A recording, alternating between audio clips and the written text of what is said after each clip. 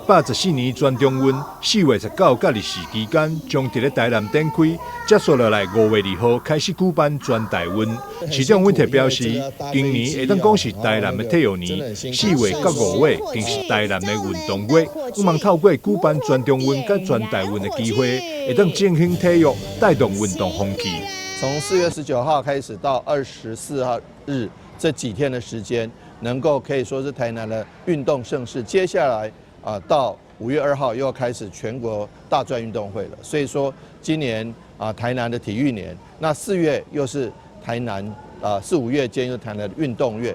那我们知道，全中运台南已经20几年没有办了，那全国大专运动会也很久没有办了。那所以说，我们希望借着举办这个全中运、全大运的机会，能够来更加的振兴台南体育，更加振兴台南的运动风气。此外呢，也能够在里面寻找最优秀、最顶尖、最有潜力的一些年轻运动选手。点燃火炬，行点燃。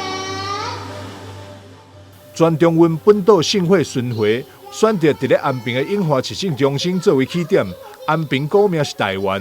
有热兰遮城、意在京城等一节古迹，是台南400档的历史起源，呼应这次全中运口号，荣耀起点精神，向前承先启后，再创荣耀5梦，将体育精神传向全国。记者张秀仪采访报道。